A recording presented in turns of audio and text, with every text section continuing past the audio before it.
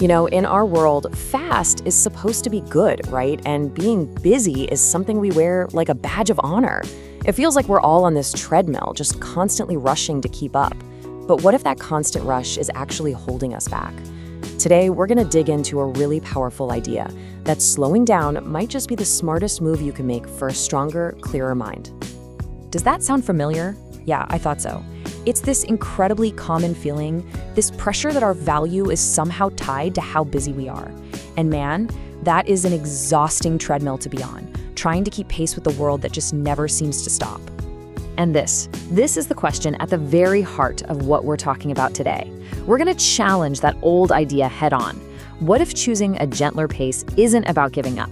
What if it's actually a powerful strategy for mental clarity, for emotional balance, and ultimately, for a much richer life? Okay, first up, let's talk about mental overload. Think of your brain like a computer. When you have way too many tabs open, everything starts to slow down, lag, and eventually it just crashes. Well, our minds have a very real processing limit, and constantly rushing pushes us right past it. And this slide just lays it out perfectly, doesn't it? It's the choice we face every day. On one side, you've got the rushed brain. Stress hormones are spiking, your concentration is shot, and you're getting more and more irritable. But look at the right. By slowing down, you're not being lazy, not at all. You are actively giving your brain the space it desperately needs to recover, to reset, and to finally achieve that clear thinking that's just impossible when you're rushing.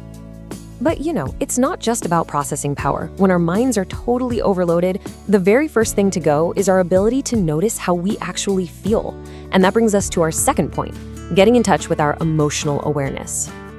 When you're constantly rushing, you basically switch on autopilot. You're going through all the motions, but you're missing the actual experience. Slowing down creates that little bit of space you need to check in with yourself and notice those really important signals. Things like, hey, I'm feeling anxious right now, or whoa, I'm reaching my limit. And that awareness is the absolute key to managing your emotions before they become completely overwhelming.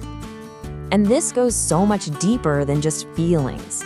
Slowing down is a physical act that has a huge biological impact. We're actually talking about consciously shifting gears in your body's central control system, your nervous system. It's honestly pretty simple when you think about it like this. Your body has a gas pedal, that's your stress system, the whole fight or flight response, and it also has a brake, that's the calm system, designed for rest and recovery. The problem is, modern life has us flooring that gas pedal almost constantly. So slowing down isn't just a metaphor, it's how we deliberately, physically apply the brake. And look how simple it can be. We're not talking about some month-long silent retreat. Activating that calm system can be as straightforward as taking a gentle walk, focusing on a few deep, slow breaths, or even just taking a 30-second pause between finishing one task and starting the next. These are tiny actions with a massive physiological payoff. And the payoff for hitting that brake? Oh, it is huge. This isn't just about feeling less stressed in the moment. The benefits are real, they're physical, and they are vital for your long-term health. We're talking measurable drops in anxiety, lower blood pressure, and better heart health, all from these simple acts of just slowing down. Okay, so we've calmed our internal world. But what happens when that calm starts to extend outward? The pace we live at dramatically affects our connections with the people who matter most to us. Just take a moment with this thought. Think about a conversation where you felt rushed, or maybe the other person seemed distracted. Now, just consider the alternative, right? When your mind isn't already halfway to the next item on your to-do list, you can be fully present. You don't just hear the words someone is saying, you actually hear the emotion behind them. It's the difference between a rushed, reactive answer and a thoughtful, kind response. It's the difference between talking at someone and truly connecting with them. And these deep connections, they aren't just a bonus. They are absolutely essential for our well-being. They're like the roots of a tree. They anchor us. They build a support system that fosters resilience, helping us weather challenges and find genuine happiness. And that's something that only gets more important over time. So, finally, after we've calmed our minds and deepened our connections, we get to what is maybe the most beautiful outcome of all. Simply enjoying life more by rediscovering the world that's right in front of us. Think about it. Life is made up of all these tiny, wonderful moments. But when we rush, they just become invisible. We're so focused on the destination that we miss the entire journey. Slowing down is like putting on a new pair of glasses. Suddenly, you notice the warmth of the sun, you actually hear that favorite song, and you can appreciate a simple, quiet moment. This, right here, is the very foundation of gratitude. This is the ultimate takeaway. We really need to reframe our entire idea of what it means to be productive. It's not about how many tasks you can check off a list. It's about the quality, the richness, and the meaning you experience in your daily life. By giving yourself permission to move at a more human pace, you're giving your mind the essential space it needs to breathe, to reconnect with yourself and others, and to experience what it means to feel fully, vibrantly alive. So, I'll just leave you with this final thought. It doesn't have to be some monumental change, just one small thing. What is one small joy you will make time for today? You ever have one of those days where it feels like your brain just hits a wall way sooner than it used to? Yeah, it's a super common feeling. And today, we're gonna dig into exactly why that happens. I mean, this question right here really hits home for a lot of us, doesn't it? That feeling that your mental battery just doesn't seem to hold a charge like it did before. Well, I'm here to tell you, you are not imagining it. And the reason why is actually pretty fascinating. So, here's the big idea we need to get our heads around. Your brain isn't broken. It's not a bug that needs to be fixed. Think of it more like it's been updated. It's running on a new operating system now, one that just has different requirements. And today, we're gonna flip through that new user manual together. Okay, let's pop the hood and run our first diagnostic.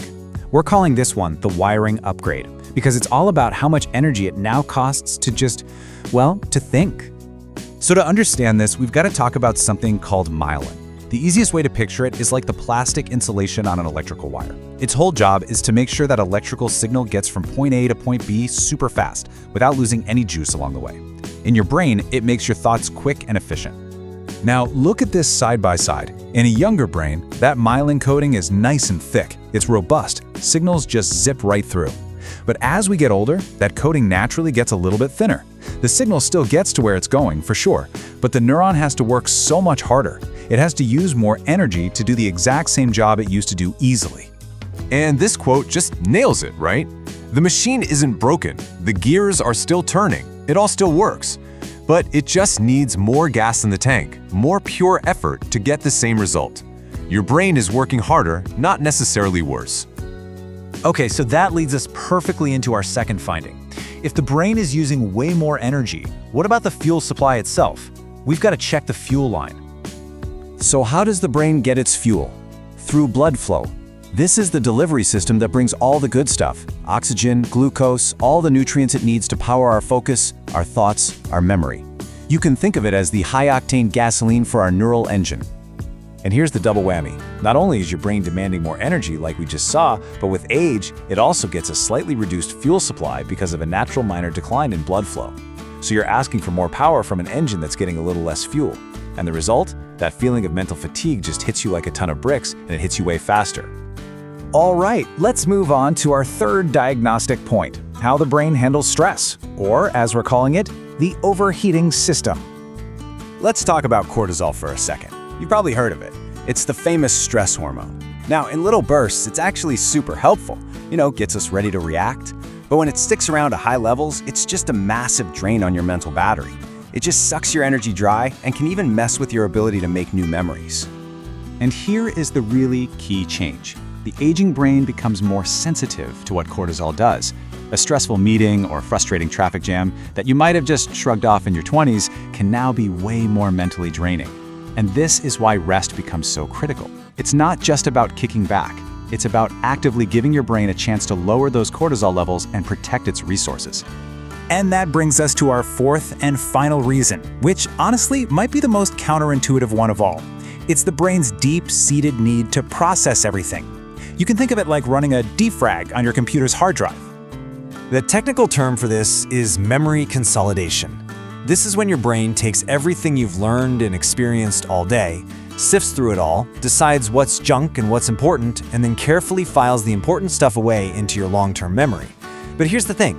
When do you think this actually happens? I'll give you a hint. It's not when you're busy. This is so important. That downtime is not wasted time. Those moments when you're just staring out the window or taking a quiet walk or letting your mind wander, that is prime time for your brain. It's when it's doing some of its most important work. It's organizing, it's filing, it's learning. If you don't give it those breaks, all that new information just sort of piles up and gets harder to access. So let's just do a quick recap of our diagnostic report. The aging brain has 4 new, non-negotiable demands. 1, it needs more energy to run. 2, it gets a little less fuel on demand. 3, it's way quicker to overheat from stress. And 4, it absolutely requires downtime to sort everything out. So what on earth do we do with all this information? Well, it means we need a new maintenance plan. And the absolute core of that plan is to completely reframe how we think about rest. And this right here is the biggest takeaway. Rest is not weakness. It is not laziness. It is not a luxury you get to have after you've pushed yourself to the absolute brink. It is essential, proactive maintenance for the most important tool you will ever own. It's how you keep that engine running smoothly and efficiently for a long, long time to come. So I'm going to leave you with this final thought to chew on.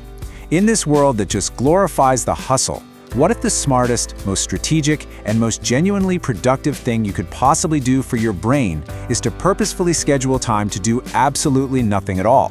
It's a brand new rule for a brand new operating manual.